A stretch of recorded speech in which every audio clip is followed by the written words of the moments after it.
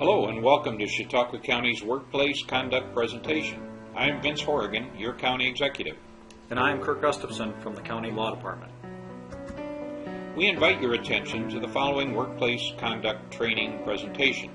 The objectives of this presentation are to familiarize you with the County's policy prohibiting discrimination, harassment, and bullying, to educate employees about what is acceptable and unacceptable conduct, to prevent discrimination, harassment, and bullying from occurring in the workplace, and to educate employees about violence in the workplace and the steps you can take to recognize, avoid, or properly confront a workplace violence situation. County employees must be careful not to discriminate against anyone, either intentionally or unintentionally. In the context of county policy, discrimination means the unequal treatment of an employee relating to an employee's privileges and terms and conditions of employment. To discriminate against someone for any reason in the employment context is a violation of the policy.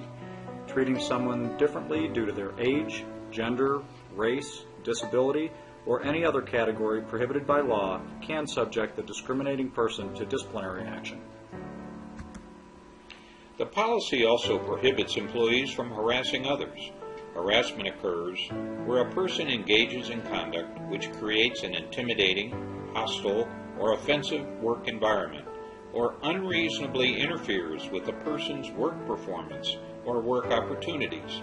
Examples of harassment include making slurs, using vulgar language, innuendos, or jokes, displaying graphic pictures, making verbal or physical attacks or threats, or by exhibiting undue, harsh treatment against an employee, customer, or vendor of the county. Sexual harassment results from unwanted sexual advances, requests for sexual favors, and other verbal or physical contact of a sexual nature. Sexual harassment can occur in the context of gestures, jokes, comments, emails, notes, letters, staring, touching, and other forms of inappropriate conduct. Sexual harassment is usually found in one of three varieties. Quid pro quo is the Latin phrase for something for something.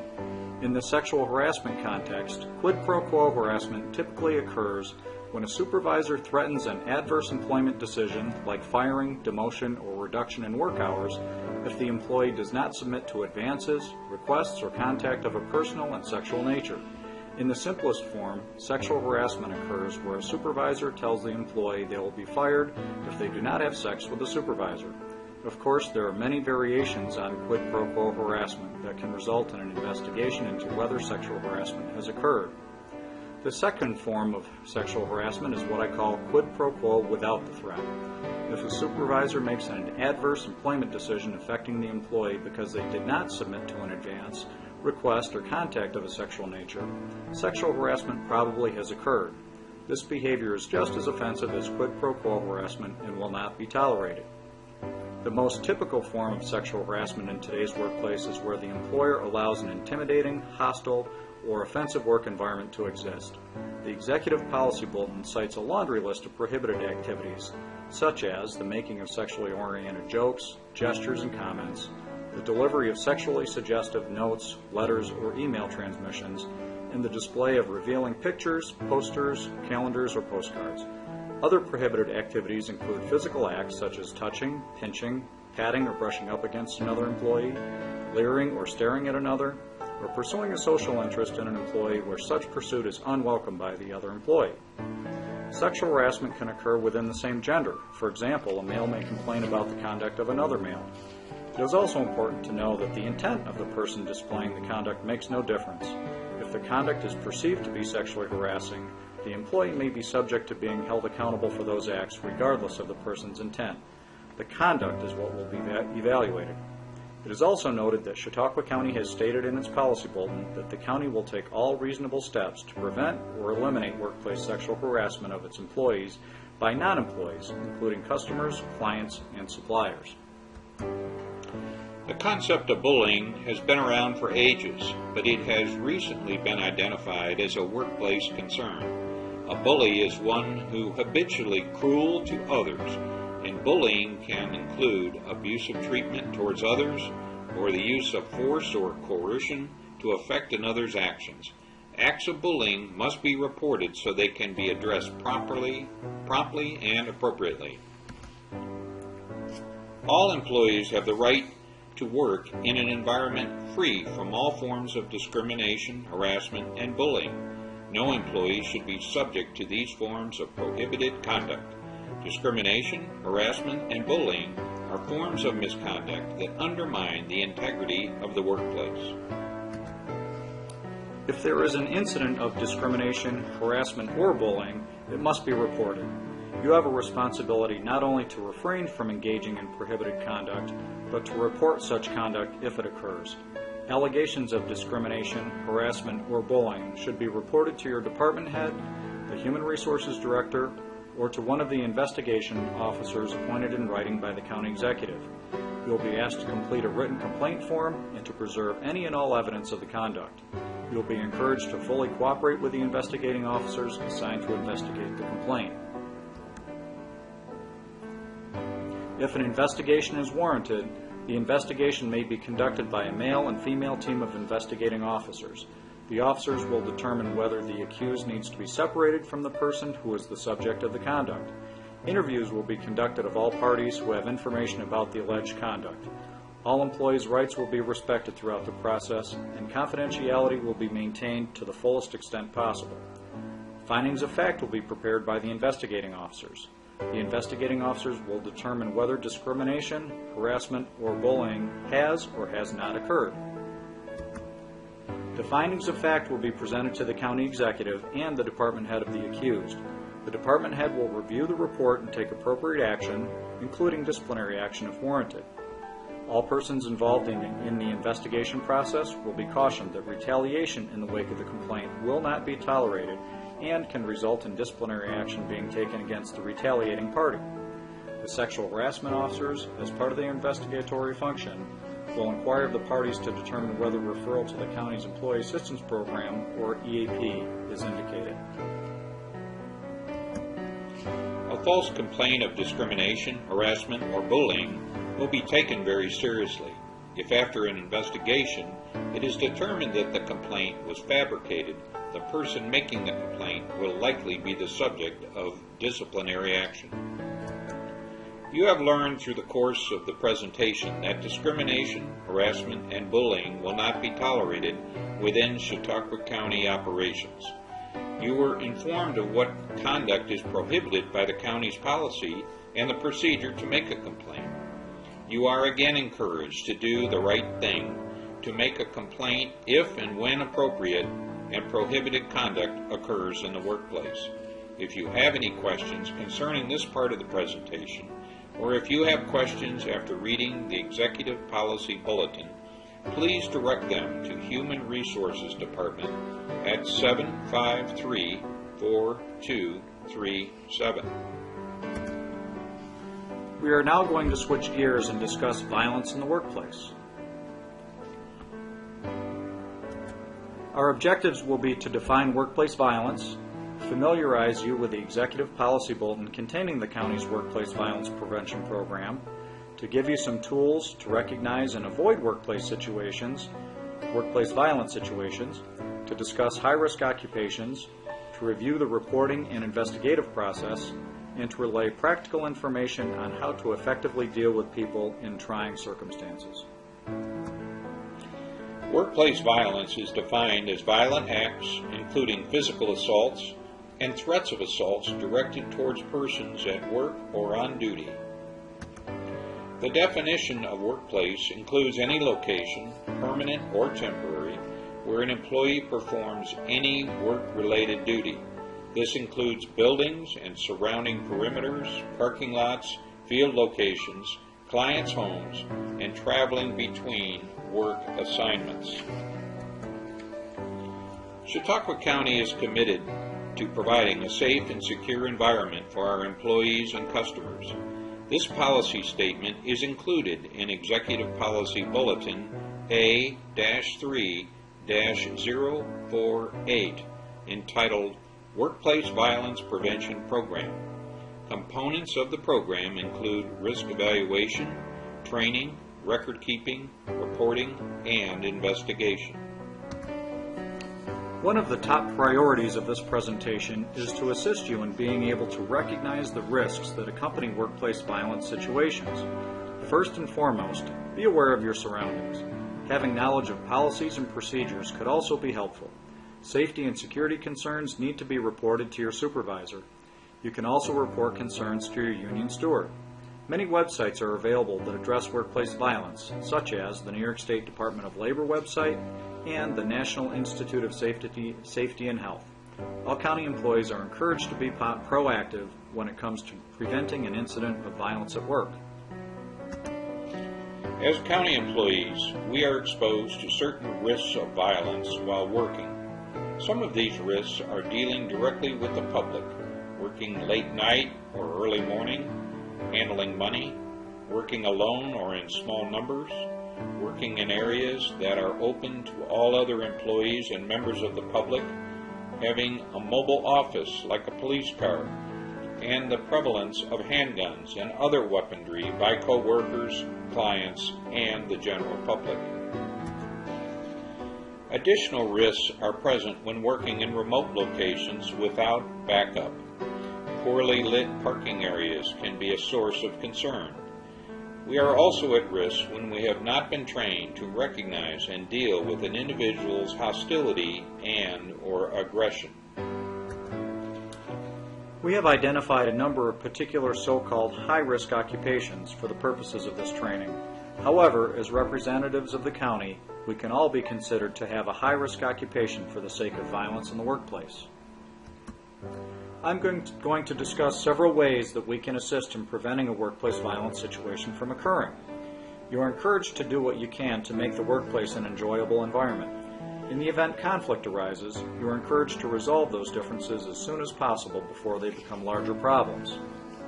A good conflict resolution technique is the STARS method, where a facilitator separately listens to both sides, the parties talk about the root of the conflict, alternatives to resolving the issue are presented, a decision is reached, and it becomes settled in a way that the parties maintain their dignity. If necessary, employees should be referred to the county's Employee Assistance Program for screening and referral to resources for a wide variety of personal and family challenges. It is always a good idea to respect others and their opinions. In the event a situation develops at work that needs to be addressed, a policy and procedure should be in place to quickly report the identified issue. The county has a reporting form attached to the Workplace Violence Policy, which is also available on the county's intranet under the handling of official policies. The county also provides safety education programs and security measures to prevent violence from occurring in county offices and against county employees. As was just discussed, an incident reporting form is attached to the Executive Policy Bulletin. As much information as possible should be provided on that form so that an investigator can perform a thorough inquiry into the situation. Accuracy and detail are especially important to be included on the reporting form. The completed form is to be provided to the Human Resources Department in Mayville. Any suspected criminal activity can and should be reported to local law enforcement. Any employee who feels that a threat to workplace safety and security exists needs to inform their supervisor in writing and give the county a reasonable amount of time to address the matter. The county has a Safety and Security Committee that is well equipped to discuss any threat to our safety and security in the workplace. When the Human Resources Department receives a complaint, it will determine whether and to what extent an investigation will be conducted. Investigations will consist of interviews with the person reporting the incident, witnesses, and the person accused of the violent behavior. Evidence such as notes, email exchanges, and other items will be collected and analyzed. At the completion of the investigation, a report will be prepared with findings and recommendations, allowing for appropriate corrective action to be taken. Sometimes employees are apprehensive about making complaints against co-workers or supervisors. In the event an employee makes a complaint, they are protected by the Anti-Retaliation Provision of the New York labor law. This means that employees who make a valid complaint cannot be the subject of any adverse employment action simply because they have made a complaint. Examples of adverse employment action include discharge from employment, suspension, demotion, or discrimination. We will now spend a few minutes discussing how we can prepare ourselves to deal with difficult and sometimes dangerous people who we encounter while working. The Federal Transit Administration prepared an informative guide to workplace violence that can be obtained from the County Human Resources Department in Mayville. How we interact with people will play a key role in determining whether a potentially dangerous situation can be averted without incident. Effective communication is essential when you are confronted by an aggressive individual. Being patient and maintaining eye contact is important, as well as using cooperative rather than confrontational language.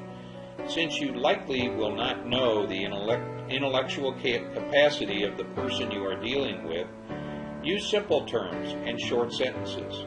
Be aware that you do not invade an individual's personal space and that you do not use a condescending tone or posture.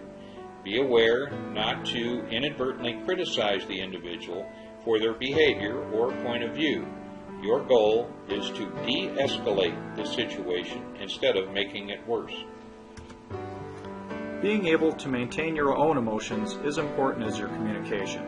How you react to the situation will likely have a direct impact on how the other individual responds. Your ability to project calmness will aid the situation.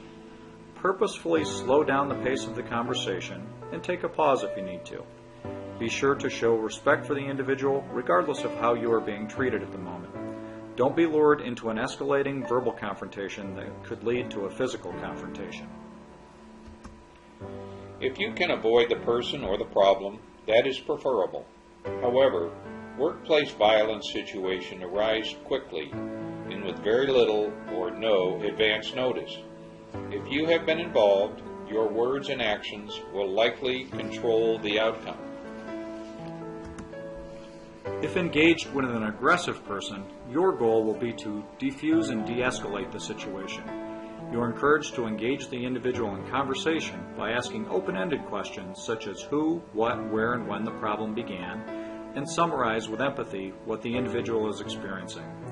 It will be the likely case that a client or customer of the county becomes upset with someone's decision and they are seeking answers or information.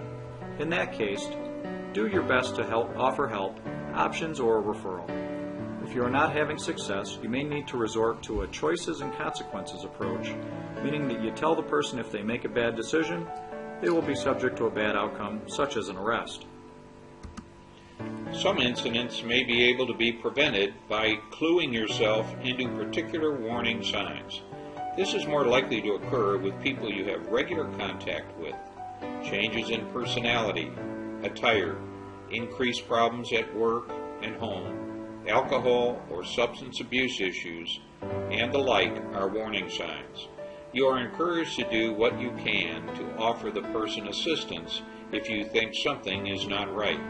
A referral to EAP may be in order, or perhaps your coworker just needs someone to talk to.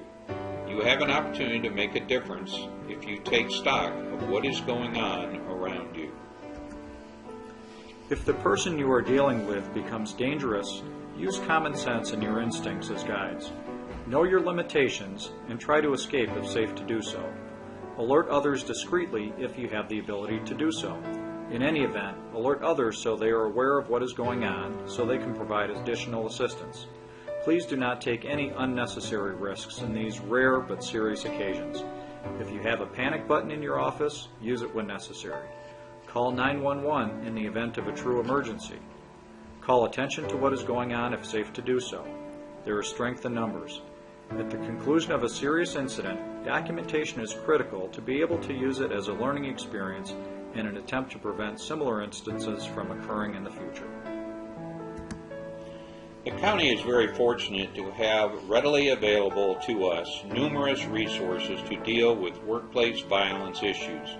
Some of those resources include county safety coordinators, our sheriff's offices, and local law enforcement, the county's emergency management office, human resources, labor unions, the Labor Relations Council, EAP, and the county law department. To sum up, you are encouraged to be aware, make good decisions, report situations as required, ask questions when unsure about a safety and security issue, and follow up as necessary. And I want to take this time to thank and recognize all of our county employees for everything you do on a daily basis for providing top quality services and support to our county residents. This concludes our presentation.